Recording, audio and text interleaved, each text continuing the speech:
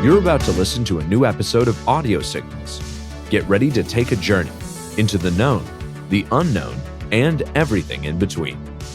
Recorded at no specific point in time nor space, ITSP Magazine's co-founders Marco Ciappelli and Sean Martin follow their passion and curiosity as they venture away from the intersection of technology, cybersecurity, and society to discover new stories worth being told. Knowledge is power, now more than ever.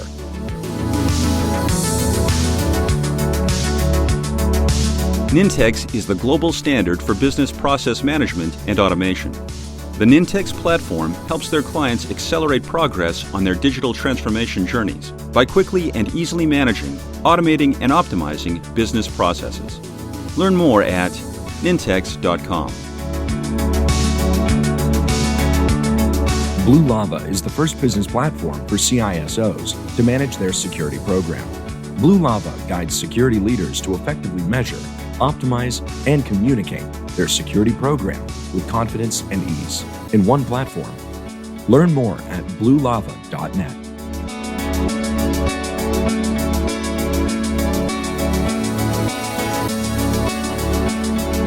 Marco. Sean, you ready? There's no limit to being ready, Marco. No? None. Do you have a coin to toss into the video game console, and then you can see Ready Player One? That's right. And all of life's real adventures.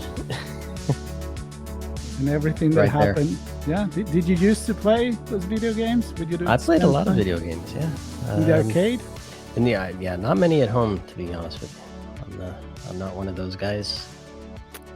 I don't know what the reason was, but I never ended up doing that. But I spent a lot of time, maybe foolishly, a lot of quarters in the machines. A lot of times waiting for pizza to get baked in the oven while you're waiting there. They always And have there you the go. You're tabletop just, Pac-Man. I always back to food, Mark. Yeah, it's a good bring back the food. All right, all right. We're not talking about food today, Sean. No, we actually done something that we mentioned sometimes, and like, hey, we should have a serious about this, and then we eventually don't. But this time we actually stick with the plan. We had a conversation with Carrie and Raphael not too long ago about video games and gaming industry and the metaverse and a bunch of other things. And we said, there is so much we can talk about here. So here we are. We're here. And this series has no limits either, Marco. And Also, we have no plans. So. No plan. I think the only plan we have is to kind of test the waters for what drives what, imagination to technology, or the other way around, or is it something completely different?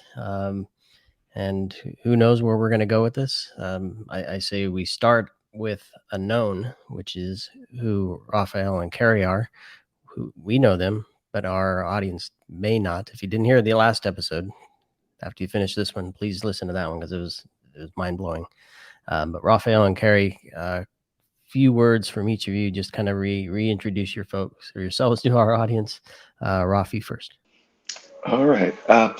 So Raphael Brown, I'm a game designer and developer. I've been developing for 26 years now across a range of platforms from PC to console to mobile to VR. Actually, even some AR as well.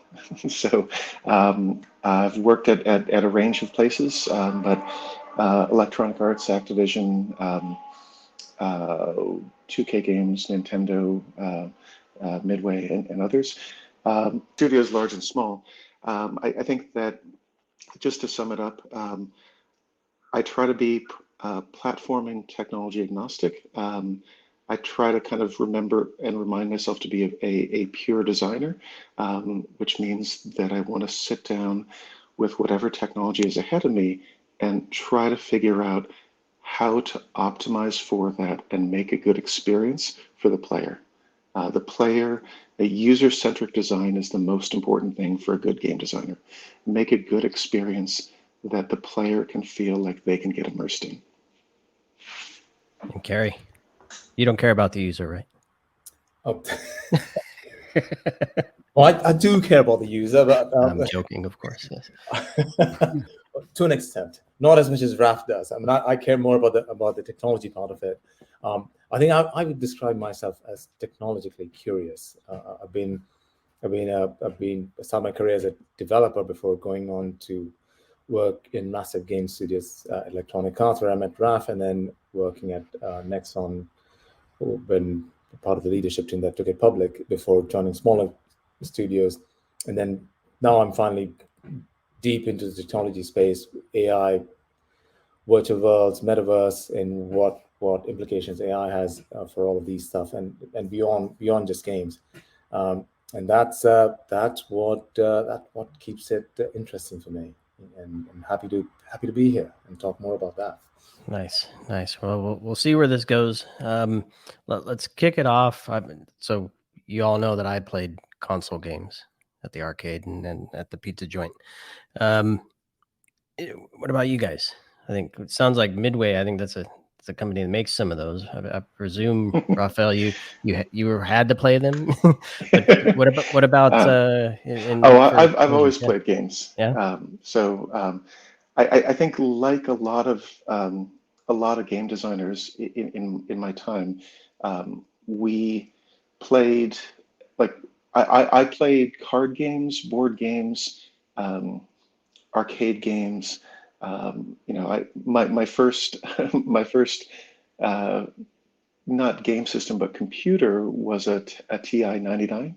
I learned to program BASIC on that, oftentimes copying out of magazines. Literally going like, okay, it says this here, type this in, because that was kind of how you got started back in that time. My parents were very receptive to creative endeavors. They're both teachers. Because of that, I got exposed to Dungeons and Dragons back at a summer camp outside of Seattle, and from there got kind of a lifelong fascination with the creation of games and the connection also between games and storytelling, and the notion that games are about play, and they're about this kind of playful interactive storytelling. I very quickly connected the fact that my father had a close family friend who was a Ghanaian master drummer, who in his spare time would tell my brother and I stories. He would come over after performances and he would tell us stories of Anansi the spider. That notion of telling us a story and having that story come to life, I connected to then going and playing Dungeons and Dragons around a literal campfire and going, oh, right, there's a rule book and dice, but we don't actually need it. These are expressions of rules, and rules are ways to codify how we can work and interact, but we can also just sit here around a campfire as kids in summer camp in the late 70s and basically go, one person is creating a story and the rest of us are participating. It's call and response. The story is the thing that we create together, and realizing that there's not that much of a jump from that to playing on an Atari 2600 or to going into an arcade and sitting down with an arcade cabinet and realizing that these things are all connected. That if I'm sitting down with Robotron 2084 or Moon Patrol or any number of games like that, it's collectively creating a story together, and the story is not the narrative that might be at the top of the cabinet. The story is the experience. So to me, it's always been about bringing those things together and then just figuring out in this next session, how much can we tell? How much can we show? What interaction is capable? What does the technology allow us to do to replace the dice? Yeah, and you said it wasn't a big leap from the campfire to a T1, but it does have technology, right? The computer, and I guess the point I want to take to Carrie is you might have a really great story, and you can share that easily around a campfire, maybe create a simple game to represent that story on a computer. But it's that story. And I always, there's a story that my grandfather used to tell me. It was a dark and stormy night. The boys around the fire sat. The boys said, "Tell us a story, Jack." And Jack said, "Okay, boys, here it goes. It was a dark and stormy night. The boys around the fire sat. They said, 'Tell us a story, Jack.' And Jack said, 'Okay, boys, here it goes. It was a dark.'" Kind of get the point, right? That's the story.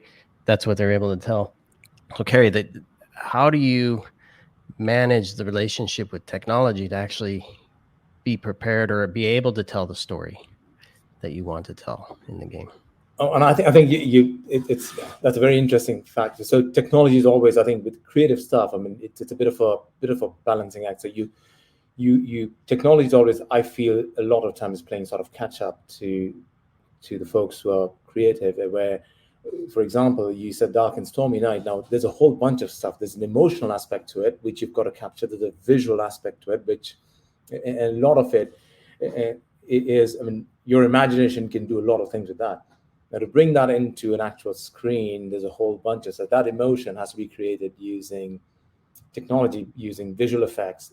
Sound is another big piece of it, and then overall environment that portrays that emotion of dark and stormy night. And so, while it sounds simple enough when you're sitting on a campfire, creating or recreating that same effect inside a piece of software is extremely challenging.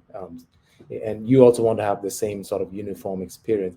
When you say dark and stormy night, just about anybody listening to that automatically is there's thunder, lightning going on, it's castle. So that stuff is pictured. And now if you want to portray that on an actual computer screen, there's a lot going on behind the scenes in terms of just even get anywhere close to that. So I think technology has always, I think in this specific case, I have to concede that technology sort of plays catch up to people who are creative, where we are always striving to take what the creative people want to convey and then convey it properly in its truest form in technology, and I think that also pushes technology beyond its existing boundaries and constantly allows us to improve. So it's a challenge. It definitely keeps us on our toes, and definitely, in fact, some of the innovation you'll see, most of the innovation actually you'll see in this space comes from people in games and movie industries, where they're pushing for this sort of imaginary visual effects that you want to. Yeah, let's talk about that, because I gotta be honest. So we decided to have a series of this. We didn't plan anything, so we have to decide what are we going to talk about here right before we push the record button. But as you can tell, we're not short of stories here. The thing that we discussed before starting was maybe we could create a similar, like a parallel with the movie industry. And Carrie, you just went there, like, where some writers maybe wrote a book. It's easy to picture in your head. Some people do it better than others, but the limit, it's your imagination. I remember one of the first video game I used to play was just the one, I don't remember the name, but pretty much it was just code, like text that will describe you the environment where you were on a blank screen.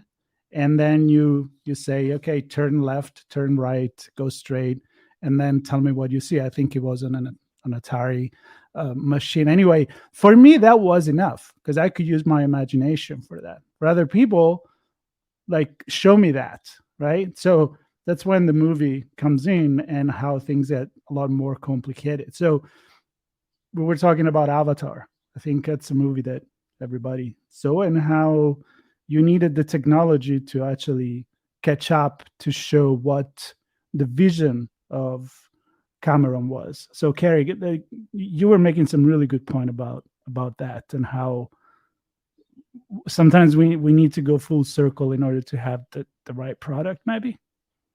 Absolutely, and I see this a lot, both in games and in movies, where you've got a script or you've got an idea, but you just don't have the technology to bring it to life.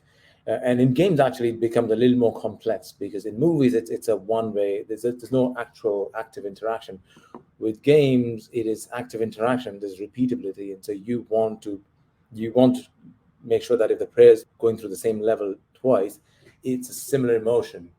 The dark and stormy night cannot turn into a bright and sunny day. So you have to create the same emotion every single time. So it actually becomes even more challenging. But a lot of time, there's some excellent books and there's some great game ideas floating around there, and a lot of people are just waiting for the right sort of technology to be around. And we've also seen the opposite, where people have sort of not waited and decided they can't wait, and they produce stuff, and then you suddenly see something that's not, the production quality is low, or the storytelling aspect is sort of fragmented, because again the technology just cannot support the level of visual and sensory sort of projection is required for that. And Raphael, I'm wondering, because we're talking about games and movies, and Carrie touched on a point that, so a movie presumably have a lot of time to prepare it, and then it is what it is, right? So you can work out the story with the technology and the presentation of that, and do editing and all this, and kind of get it in a good state, and that is what it is, right? Maybe it gets cut for TV use. I don't even know if they do that anymore, but a game, to Carrie's point, is very different, right? There's interaction, different paths. I don't know, maybe the dark and stormy night does need to become bright and sunny for some situations. Maybe it's depending on who you are. If it's a kid, maybe it is a bright and sunny day instead of a dark and stormy night until you get an older age. I guess my point is, how do you look at the story? And Carrie kind of said, you bring the stuff to light too soon, it can be maybe not a great experience. How do you, as a storyteller, ensure that you're not compromising the story, given the technology limitations perhaps that you may have in a game? So I think it's a tricky balance. I mean, I think that the folks within our industry who start with a rigid story that they want to tell, they generally need to wait until it is possible technologically to tell that story. Oftentimes, people can have an idea of a thing, but if they want an exact story, then it is a question of waiting. And there are definitely parallels to film. And Neil Gaiman has said recently that that Warner Brothers talked about adapting Sandman back in the 90s, and he forced them not to. He basically said it's not ready, because what they would have been doing was basically taking his 75 issue run and condensing it down to a 100-minute movie.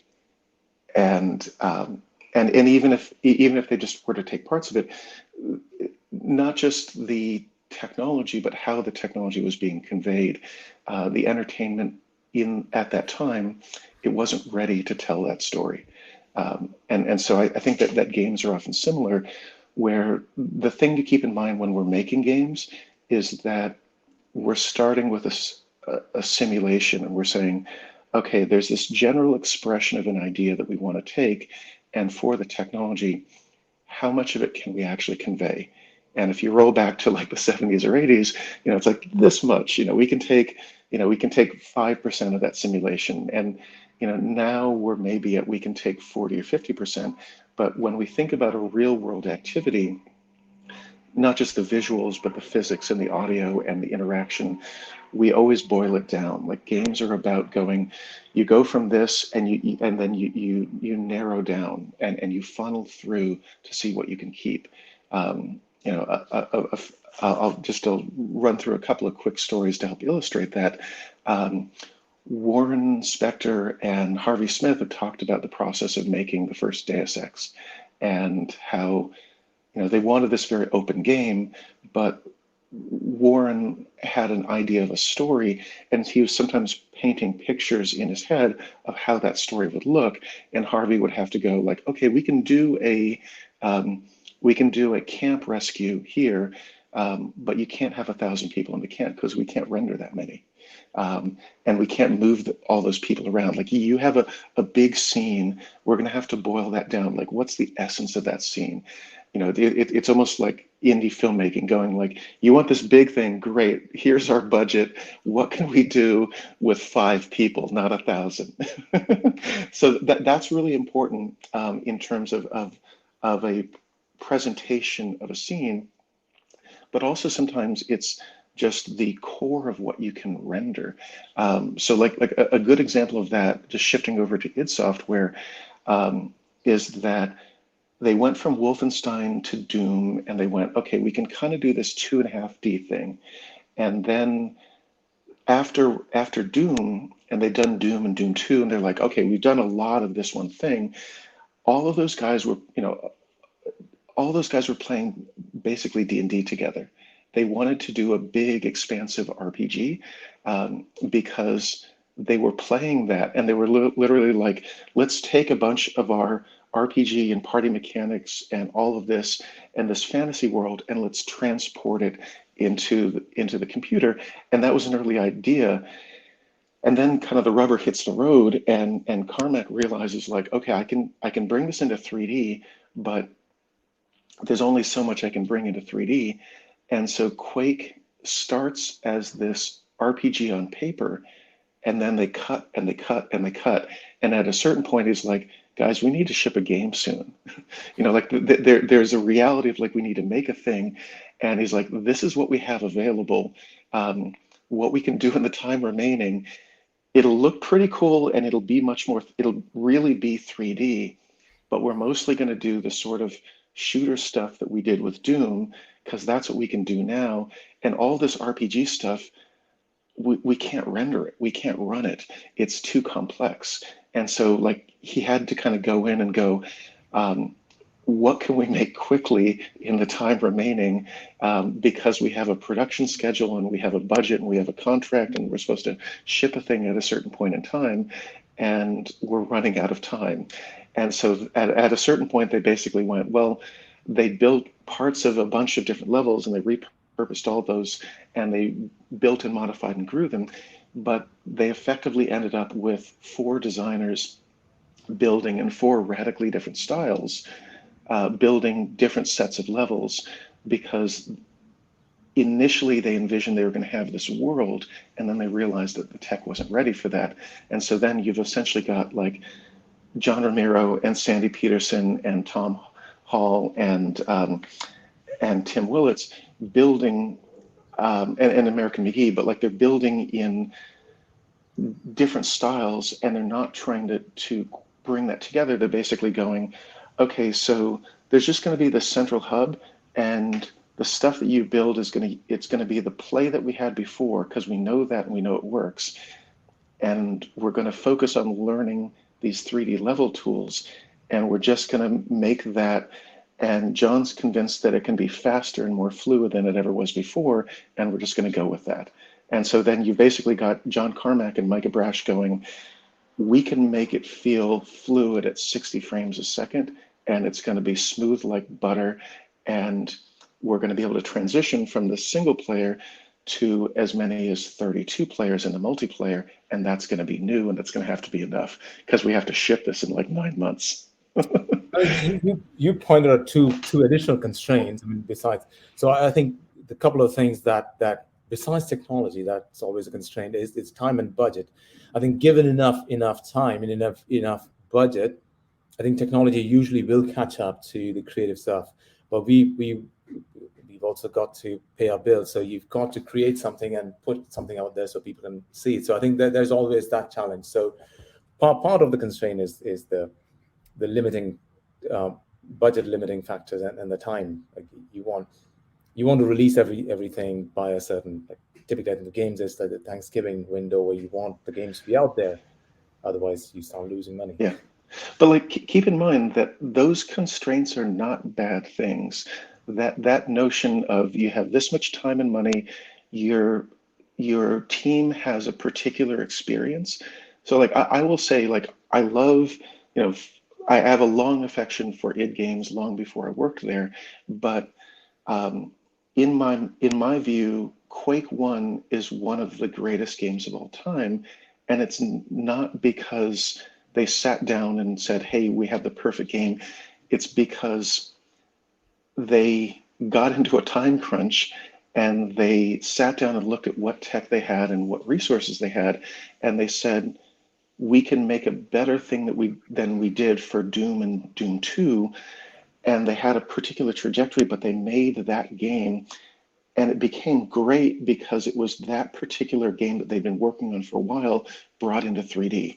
And I know, for a number of us, like for myself, Super Mario 64 and Quake 1 were games where I said, like, I'm kind of starting to make games. I was like, 3D, this is what I was born to do.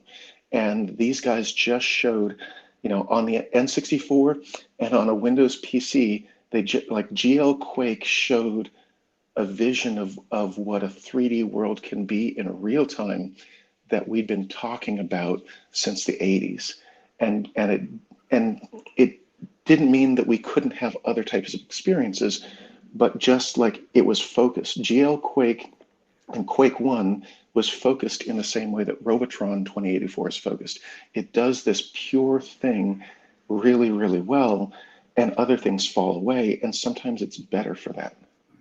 So is it always the book better than the movie? This has a lot of angles, so feel free to take wherever you want. I think so. I'm an avid reader, so I would like to say yes. The books always let your imagination go wild, and there's very few movies in my mind who have actually captured the essence of what the writer's trying to convey. But part of it is also, I think, part of it comes down to the time and budgetary constraints, and if you have unlimited budget and ample amount of time, you can potentially get to a point where it's very close to it. But the genius of all of this is trying to take those constraints and still produce something that people want to watch and people enjoy. Okay. No, I just want to add to that, because I'm thinking, as you're describing certain things here, and I'm thinking, like, if you are the director that write the movie, or if you are the director of the video game and you write the script, you know what you can do and what you cannot do. So you're kind of writing with what you could realize in mind. So you're constrict, right, Raphael? But you play with the creativity that it allows you. Yes and no. So I will say that I think every single game that I've worked on has, let's say that has a coherent level sequence, has changed the order of those levels prior to ship. Every single game. You have an idea of a story, you have an idea of a sequence, but things change and get cut. And sometimes for all sorts of reasons. Like, I can remember working on The Hobbit, and we had a great level designer who built out a fantastic vision of Rivendell, and the Tolkien estate, and it got approved by Tolkien Enterprises, and the Tolkien estate saw it and was like, that's not Rivendell. And we're like, well, we thought this would be our Rivendell, and they're like, yeah, so that's not going to work. Like, so we ended up mostly cutting Rivendell because we didn't have time in the schedule after building up this fantastic vision of Rivendell that worked and was going to have all this RPG interaction. And they're like, yeah, that's not Rivendell. So we're like, oh, so that gets removed. Now we need to move things around. And we were literally like, we have to keep the sequencing of the book, but we have to shift things around because this level failed, this level got cut. And you adapt with what you have, which, to be fair, often happens in film as well, that the editor is sometimes bringing the story together and going like, this scene doesn't work here, but it works over here. It's important. And I'll say that in a transmedia sense, across any mediums, book, film, animation, TV, video games, the important thing is not to have a rigid notion, but to go, what works when you bring it into this medium? So like I'll give two examples. I think that Blade Runner, the movie, is on par with Do Androids Dream of Electric Sheep because they're so different. And Blade Runner as a film has influenced a whole ton of folks, more so than the book. I love the book. The book is amazing. It's philosophical, but the movie has given visual language to an entire generation of creators. Similarly, Stanislaw Lem's Stalker is a fantastic book, and it's very meditative. Andrei Tarkovsky's Stalker film, which is incredibly long and it's really slow, but for those who weather it, it's one of the most beautiful films I've ever seen. It's a 3-hour film, maybe a little bit longer, and it's really slow. It has almost no dialogue. But beyond the fact that it's been brought into games by GSC Game World, and they took it in a whole different direction and made it an open world FPS, but the film, in my mind, like I love Stanislaw Lem, but the film transcends Lem because the film does things with cinematography without any visual effects because it was made in '79. And so in a particular medium, if you work to that medium, you make something magical just for that medium, regardless of the medium. And Carrie, I'm always fascinated with the technology, and yeah, back in the day, I used to sling code and help bring tons of products to market. And as a product manager, I would tell stories, granted not as flavorful or as colorful as a game or a movie, but there were stories there. And then we'd have to go and work with the architects and the engineers to say, okay, how are we going to deliver this story? And there are oftentimes, looking at obviously rendering for movies different than rendering for consoles and PCs and all kinds of different things, but there are technologies that you can kind of pull together. Everything's API driven nowadays. You can buy services, you can buy modules. Is the gaming industry the same in that regard, where you can buy that dark and stormy night rendering? You can. In fact, one of the first things I did when I got headfirst into gaming is write shaders, which are literally these effects, like the fire effect or the explosion effect or the smoke effect. You write shaders, and those are small libraries that you pull in when you need that effect in game. So absolutely, you can do that. And I think that those libraries of effects, both music, both sound effects and visual effects, is getting larger and larger. And in fact, a lot of the game engines these days come with a bunch of pre-built-in effects.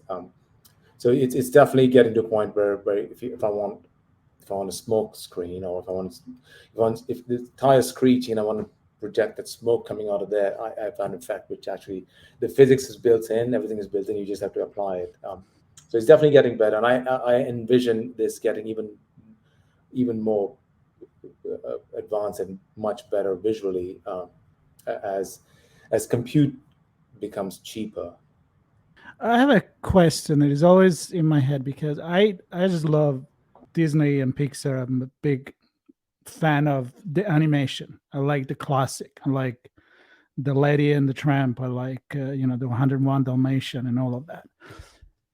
And at the beginning, 101 Dumbos too. There was only one with two big ears, though. And when it started to be computerized, it didn't click with me, because I wanted to be in a completely different world. I wanted to be in the world where you draw something, it's kind of like writing a book. Everything is allowed. You can do that, and Disney was really good at it. But then as computer graphic become better and better, and in the games you see that reality, then I kind of started to accept that, but I still draw a difference between the two. And I'm curious, why are we not seeing, I guess, cartoonish video games. I remember there were a few in the arcade, actually, back in the days, and everything is trying to be so real. Why? Do people Well, want to see themselves in it? What's the story there? So I think part of it is also, I mean, this whole shit. This is where the whole metaverse stuff comes in, and then people want to see more photorealistic imagery. And so I think that, well, there's two. I think there's two.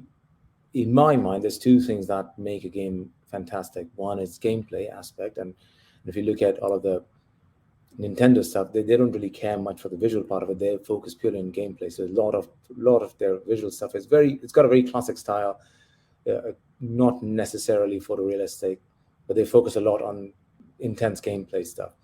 And then there's the other side of stuff, and you see some games like Grand Theft Auto, for example, and it's getting more, or Battlefield, or what's the other one, which is, oh gosh, the big one from Activision, which is again a war game with Call of Duty.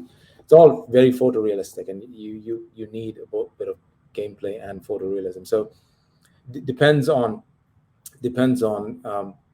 what is demanded. And I think with the whole shift to getting into the whole metaverse, where people are creating their own avatars and they want to see as photorealistic stuff as possible. And So I think they want to see themselves in it. they want to see a better version of themselves. Like when we create avatars, we leave out all the like if I create an avatar, my avatar is guaranteed not going to have all the gray hair. It's going to I'm going to be 20 years old, muscular. I mean, that's what you want to see. You want to see a much enhanced and better version. We all do, right? And so the in the metaverse, and it allows you to create at least physically better versions of yourself. Yeah, but when you go into, I don't know, World of Warcraft, and you decide to be an ogre, that's like, I mean, you still don't want to see. You still don't want to see.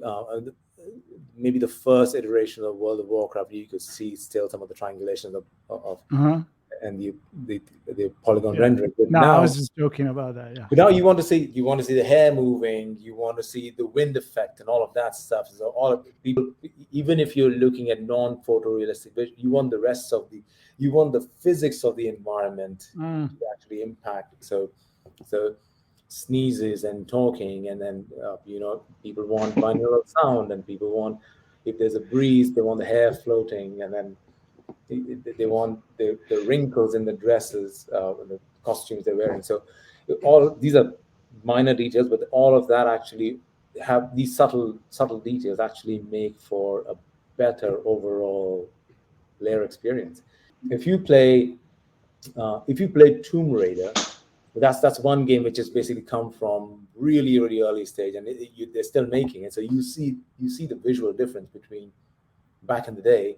If you Lara Croft's jaw is very like square, there's very geometric, and now it's more human-like. It's more photorealistic. So the lighting and everything. Yeah, well, and there's a sense of some of the old types of production become indie, and it's not that they don't happen, but so like think of it as Cuphead, as an example, is a 2D game with that's all it's all visual style it's harkening back to the early days of Disney, and it kind of combines fast action shooter shoot 'em up aspects with those sorts of visuals.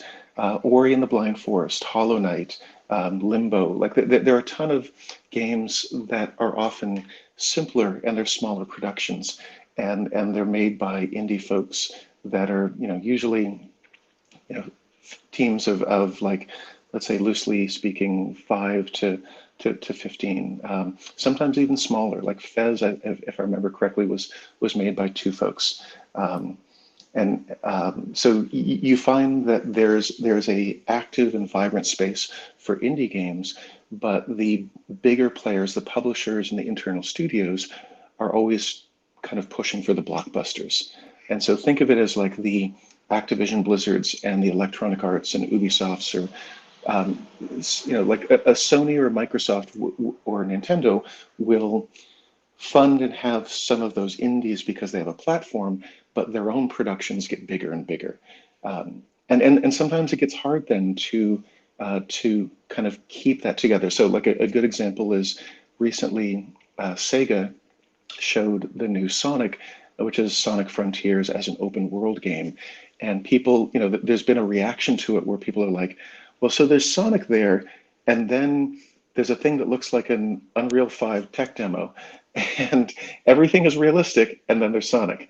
And so people are looking at it and they're going like, well, Sonic should have a background in an environment that visually matches him, and you guys don't, because Sonic has a visual aesthetic that goes back to the Sega Genesis.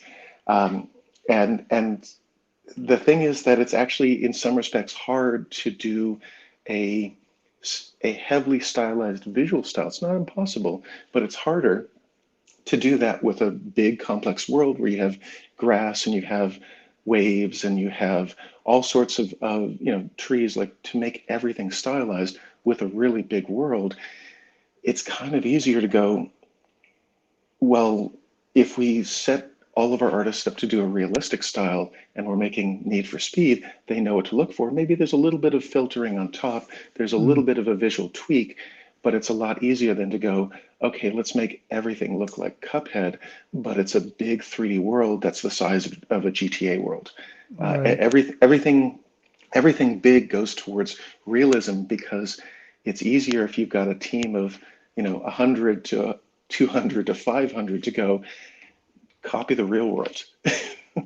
I never thought it that way. Like the car game, like GT, and like the cars dynamic and the way they turn and everything. I guess if you were going to invent a new way to do that would be extremely complex. Like talking, recreating an entire word, an entire language. Yes, right? Copying the real world is often the easiest thing to do, even if it's hard technologically. You just go look outside, make it like that.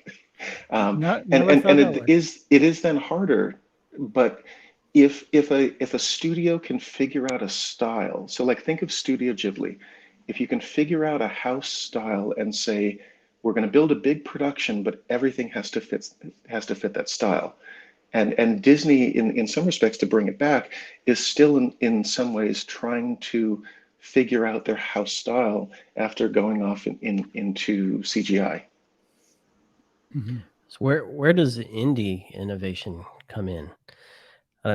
So they don't have obviously big budgets to do blockbuster things. Does that mean they cut back on the storyline? They cut back on the levels? They cut back on some of the features? And in replace of that, where do they innovate to kind of capture an audience that they wouldn't get otherwise?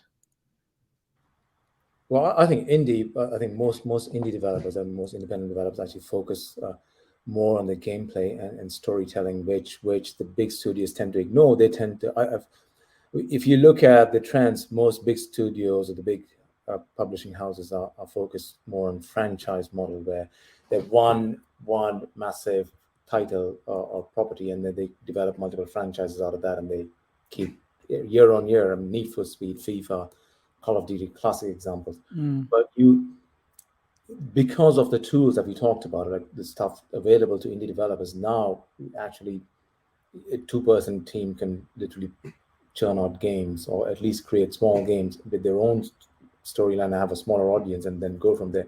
I think, if I'm not wrong, Minecraft started like that, isn't it? A small group of people decided this is what we're going to do, and before you knew it, this massive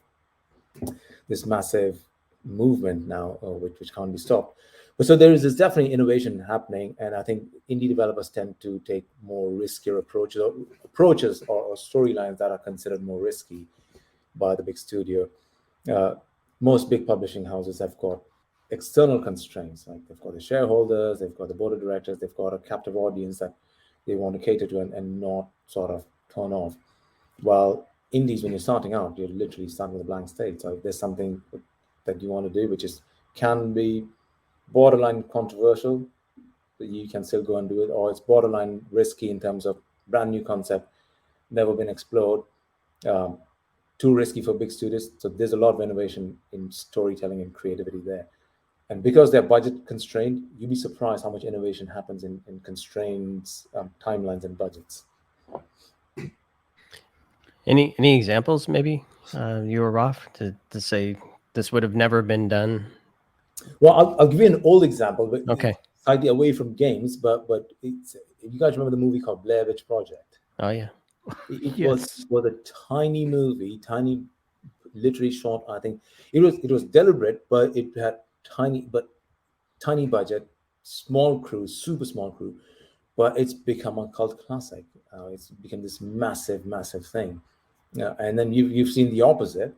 You've seen Waterworld, which is massive, multi-million-dollar budget and went straight to the bottom of the seafloor. But Literally. literally, yes. But in games, I'm trying to think of. Um, I'll throw a couple of examples out. So Braid, Braid was made by one developer, Jonathan Blow. He then, his next game was made by 15 people, and they grew kind of their vision. But he had a notion of a story about kind of love and loss and like dealing with a breakup, and he put that into a game, and he built a game that was actually a fairly punishing game around platforming and time reversal, but it was connected to this notion that he was trying to deal with a personal, relationship, and he was trying to not just go like, let me, bad mouth. He was basically going like, let me deal with the feeling of loss and isolation and wanting to have a do-over, and let me put that into a notion of platforming where the player can rewind the character to do the difficult things again.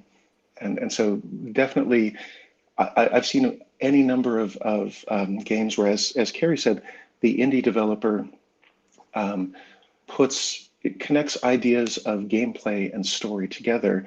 Fez is another great example where you go, okay, you've got a 2D world, and but the world can rotate, but you can only see, 2 dimensions at a time. Monument Valley is another, where you go.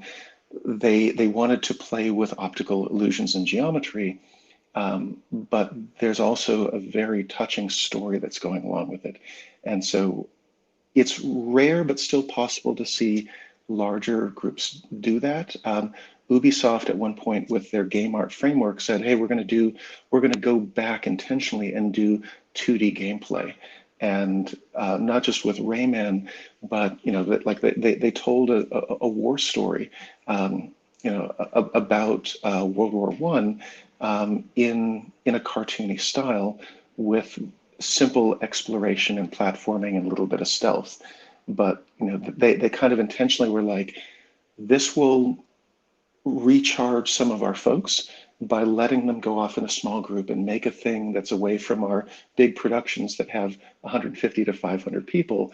Let's let 30 people go off here and work on something, and they're actually in groups of like 5 to 10. So that's very possible, but you almost have to intentionally do it, because sometimes with a big company, it's the opportunity cost. They go, hey, we're only going to put out so many, and we're only going to put out and market so many games a year. Do we want to market a small game? And then you get EA with, after EA has had a lot of bad press, they go, we're going to, we may have shut down EA partners, but we're going to do EA originals, and we need to rehabilitate our image, and we're going to work with indies. The EA original stuff is not coming from internal, but they're going, we'll do games like It Takes Two,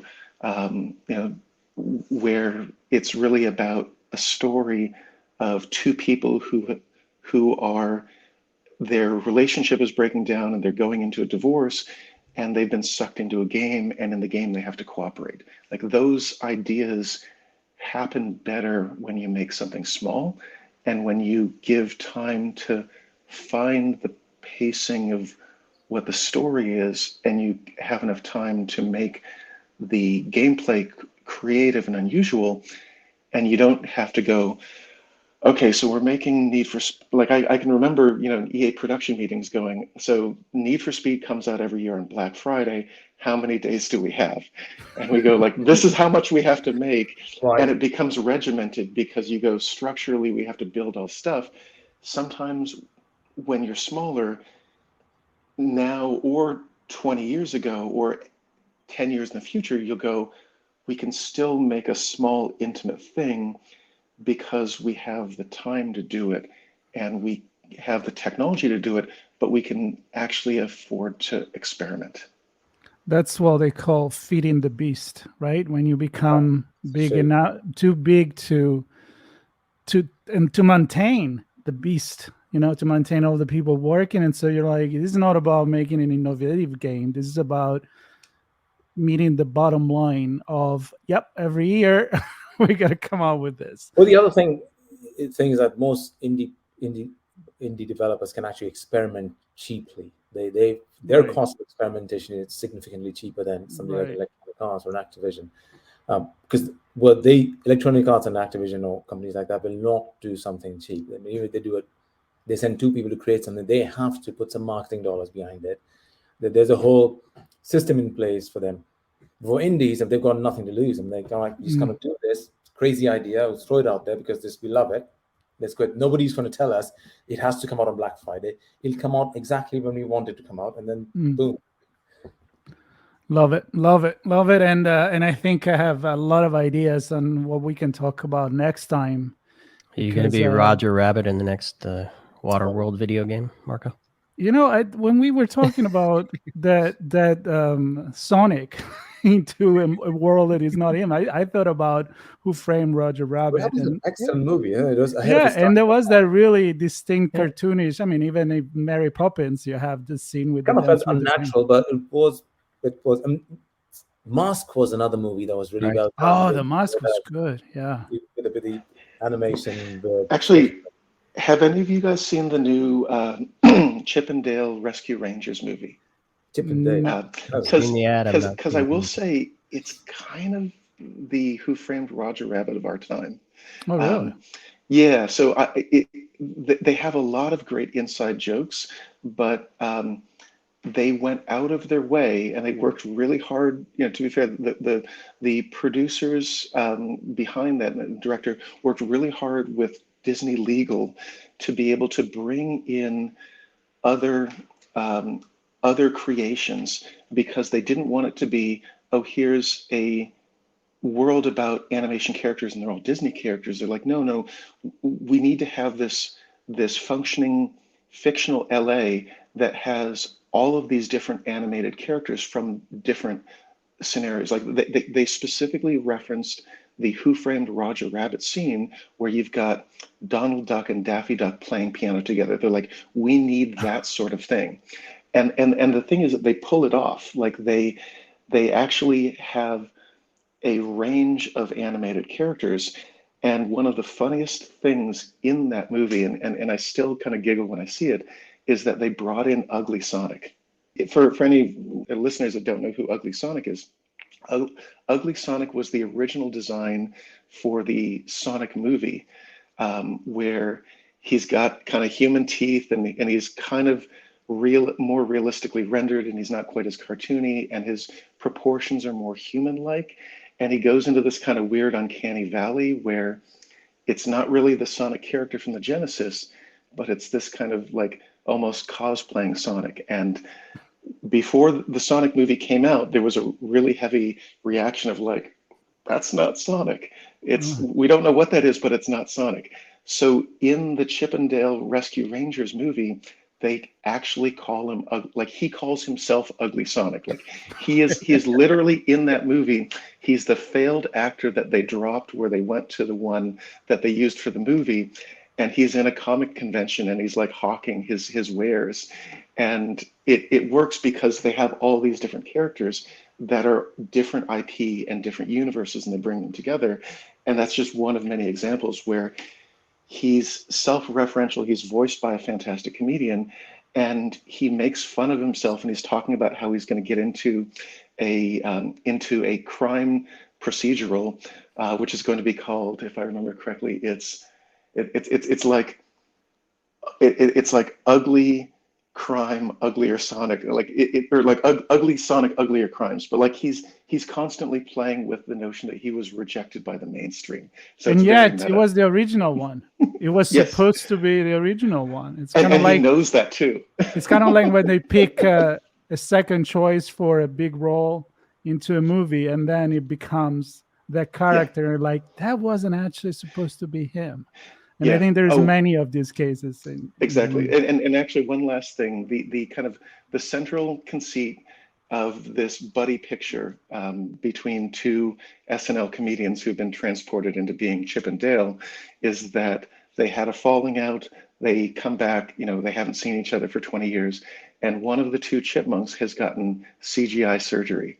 And so you've got one that is 2D and one that is 3D.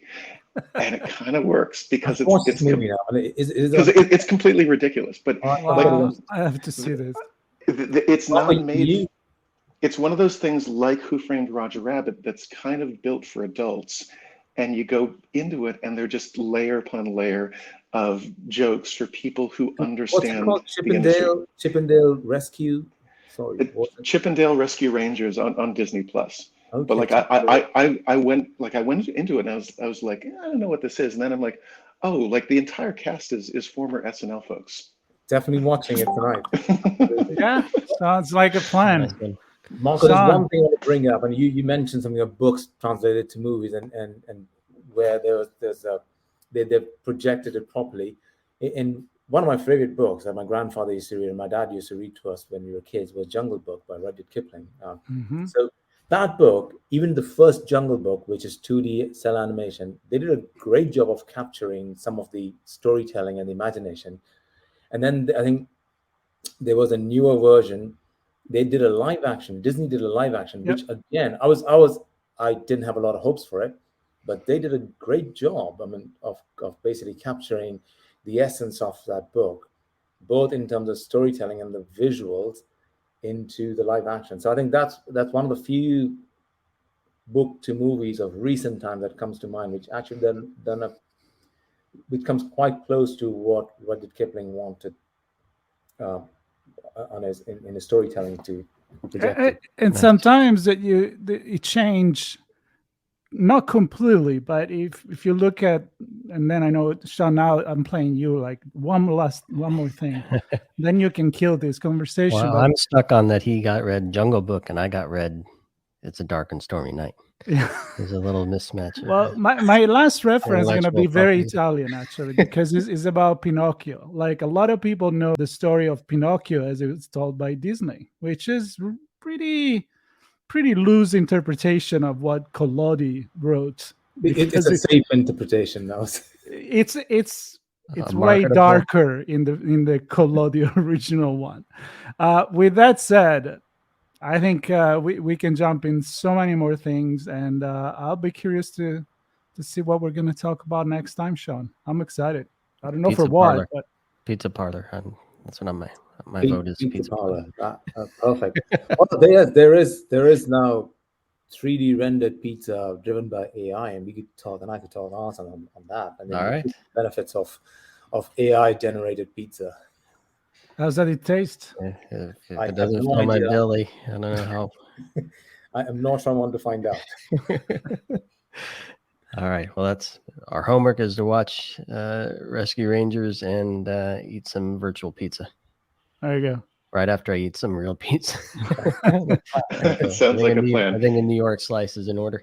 New York AI generated pizza. There you go. Well, you guys, this was fun.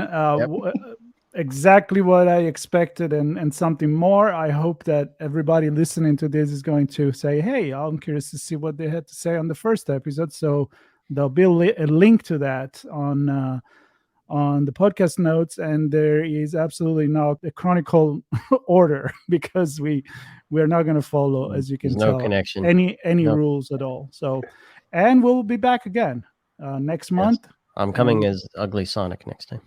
I'm going to come as the virtual pizza. There you go. There you go, Raphael. What's up with you? What's going to be your avatar?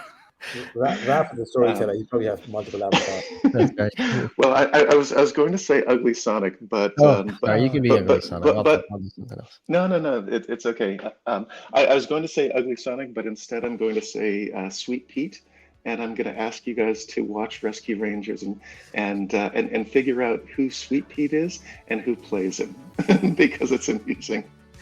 But Sounds I would good. encourage the viewers, some of our newer viewers who are not familiar with Rudyard Kipling, read Jungle Book and then watch two movies. Actually, that's a very classic example of how literature has been converted to visual Yeah. media. And changes in tech as well. That's still one of my favorite books of all time. It's a It fantastic definitely book. is mine. There is a dark and stormy night in there in the last. So Sean, you have fun. Right. And you know, I get it. every Go ahead. every time I think of It's a Dark and Stormy Night, I think of I think of Peanuts, Charlie Brown, and the representation of It's a Dark and Stormy Night that was brought into there, where if I remember correctly, Snoopy's writing It's a Dark and Stormy Night, like that's his great American novel. and he just cannot get past that. Right? It's like, For me, dark and stormy is a cocktail. there you go. Now we're gonna go there too. All right, I think it's time to say goodbye. We just hit the 1 hour mark. So thank you for following. We hope you had some fun, and you'll be with us next time. Wonderful. Love Yeah, thank you so much. Love it. Thanks, everybody. Blue Lava is the first business platform for CISOs to manage their security program. Blue Lava guides security leaders to effectively measure, optimize, and communicate their security program with confidence and ease in one platform. Learn more at bluelava.net. Nintex is the global standard for business process management and automation. The Nintex platform helps their clients accelerate progress on their digital transformation journeys by quickly and easily managing, automating, and optimizing business processes. Learn more at nintex.com. We hope you enjoyed this episode of Audio Signals. If you learned something new and this podcast made you think, then share itspmagazine.com with your friends, family, and colleagues. If you represent a company and wish to associate your brand with our conversations, sponsor one or more of our podcast channels. We hope you will come back for more stories and follow us on our journey. You can always find us at the intersection of technology, cybersecurity, and society, and some even beyond that.